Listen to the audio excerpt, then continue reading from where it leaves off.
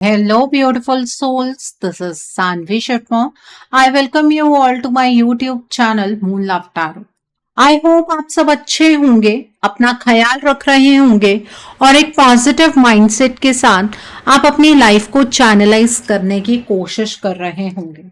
आज मैं आप लोगों के लिए एक कैंडल मैथ्स रीडिंग लेकर आई हूँ और आज की रीडिंग जो है वो सबसे डिमांडेड रीडिंग रहती है।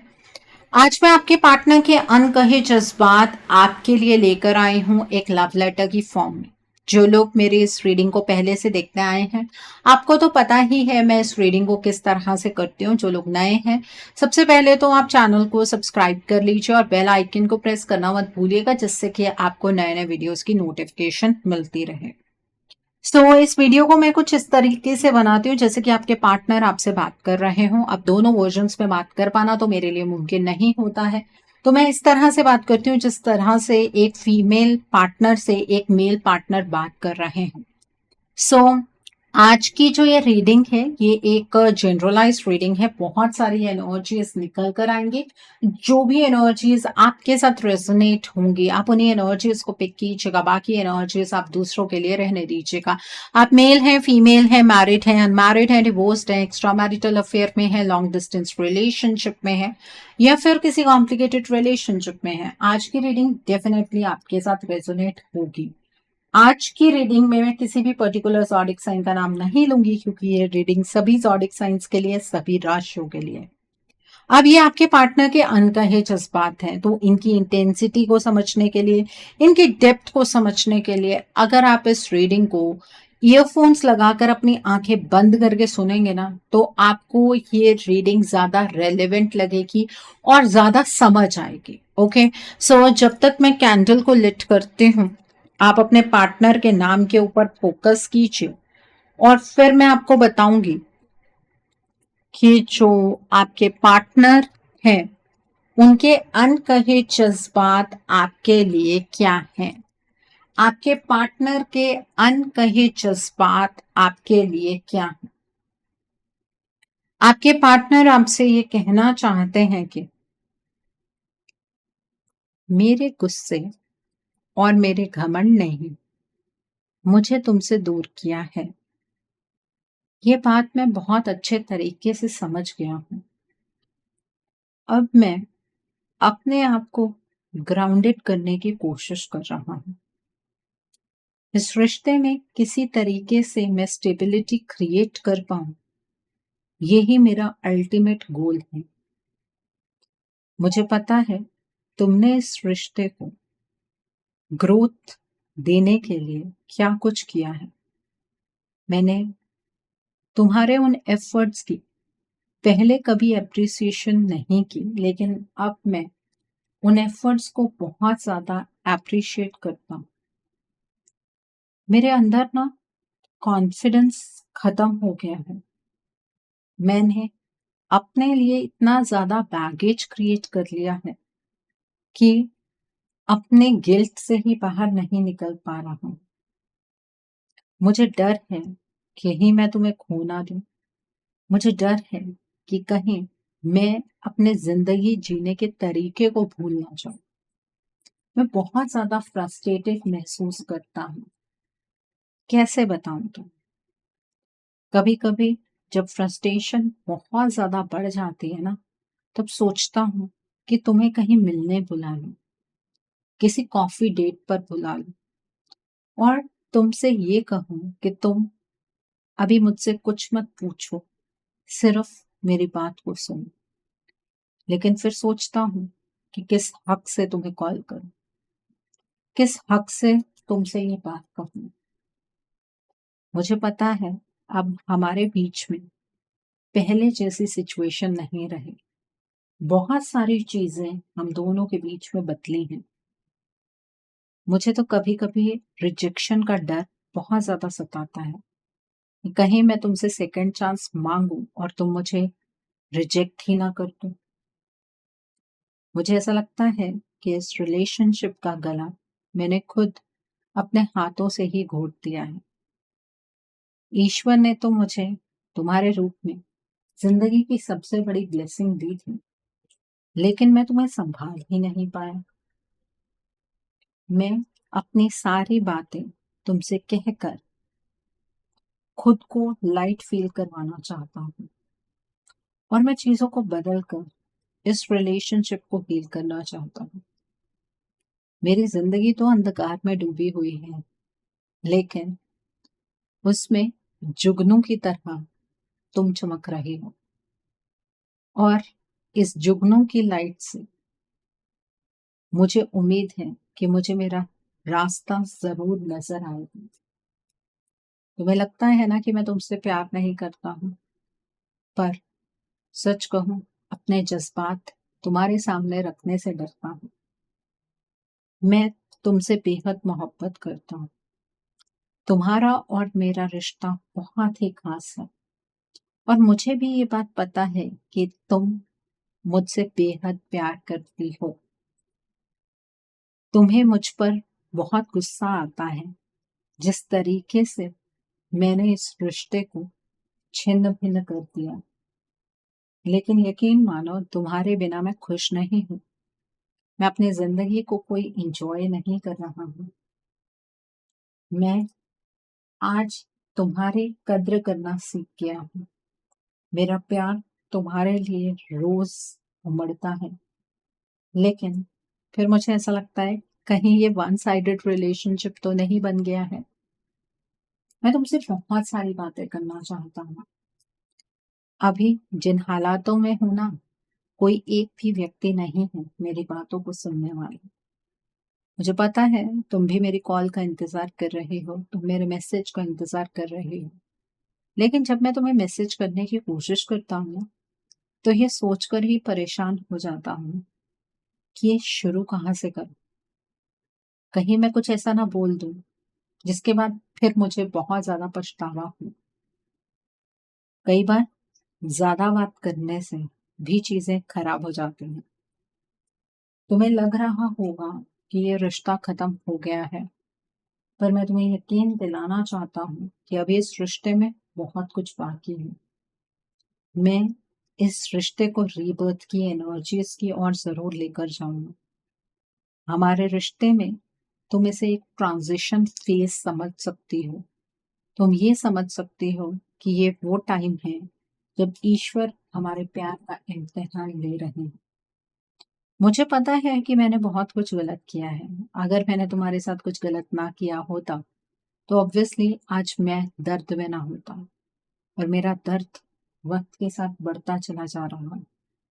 मैं खुद से काफी बातें करने लगा हूँ, खुद से पूछने लगा हूँ कि मैंने कहाँ पर गलती की, क्यों गलती की, क्यों मैंने तुम्हारी बात को नहीं सुना, क्यों मैं उस सच्चाई को नहीं समझ पाया जो सच्चाई तुम मुझे दिखाने की कोशिश कर रही हो।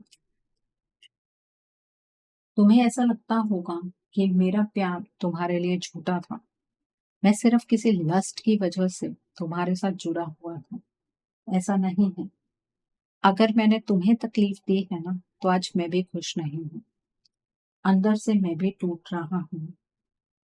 मुझे ऐसा लग रहा है कि धीरे धीरे मैं बहुत ही कोल्ड इंसान बनता चला जा रहा हूँ। मेरा दिल रोता है तुम्हारे लिए। मैं इस रिश्ते को हमेशा के लिए तोड़ना नहीं चाहता हूँ।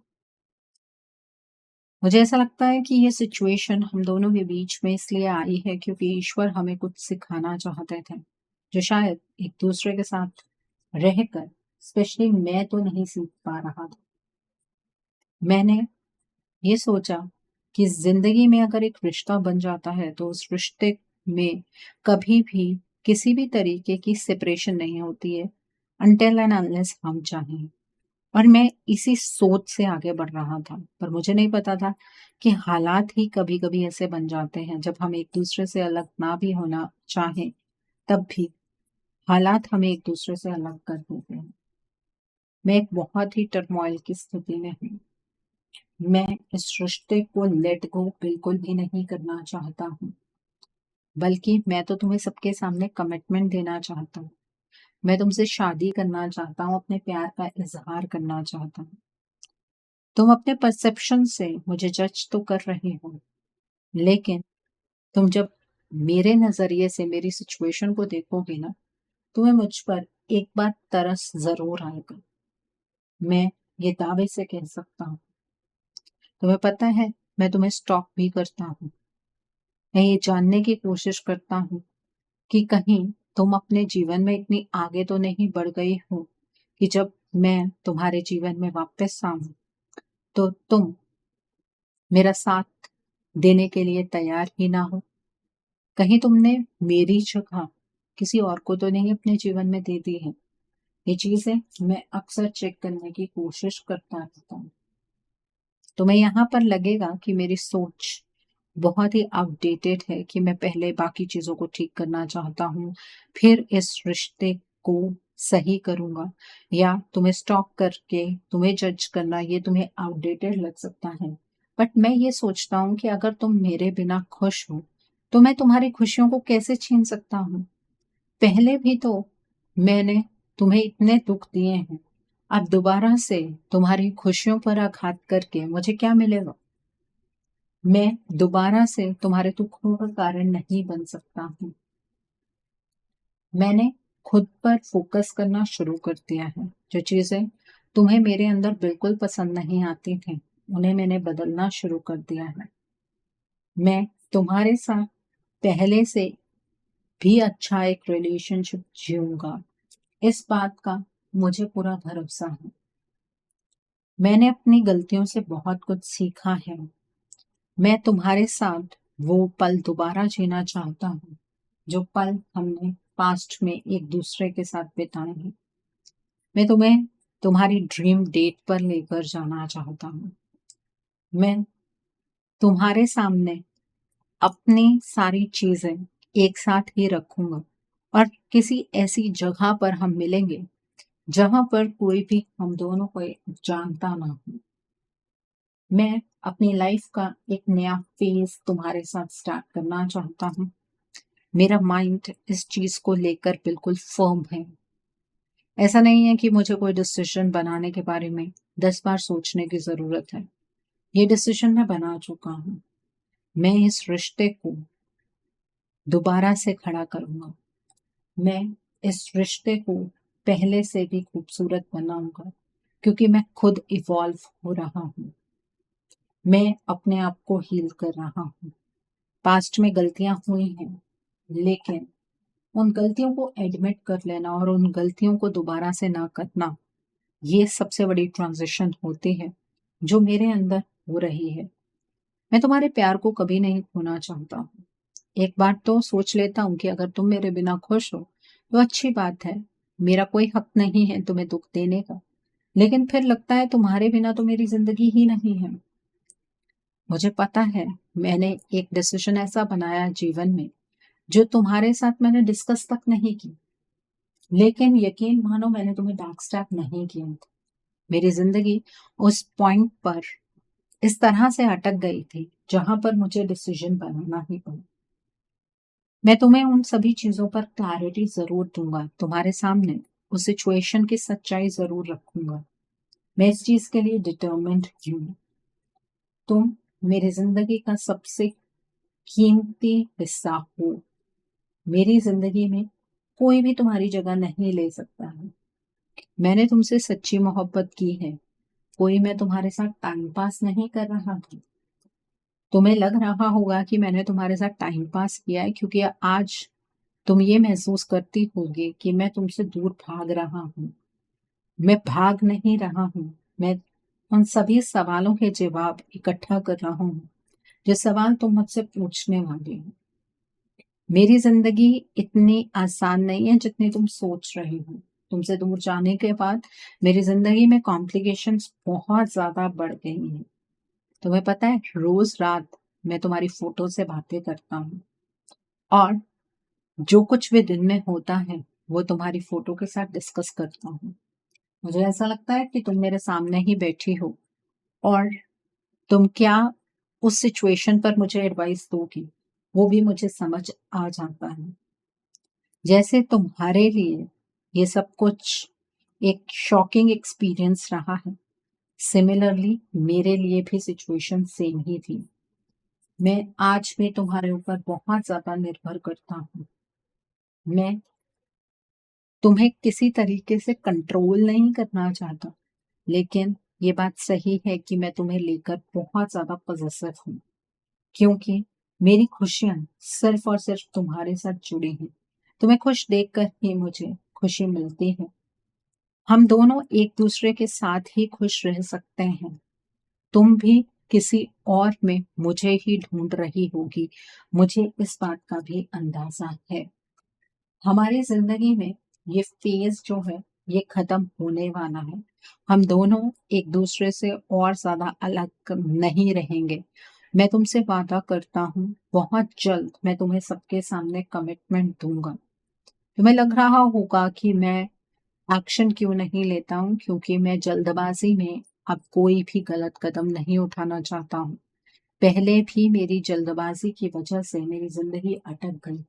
अब मैं जो कुछ भी करूंगा, पेशेंस के साथ करूंगा और इतनी फॉर्मली करूंगा कि सारी दुनिया देखेगी कि किस तरीके से मैंने इस रिलेशनशिप को रीबिल्ड किया।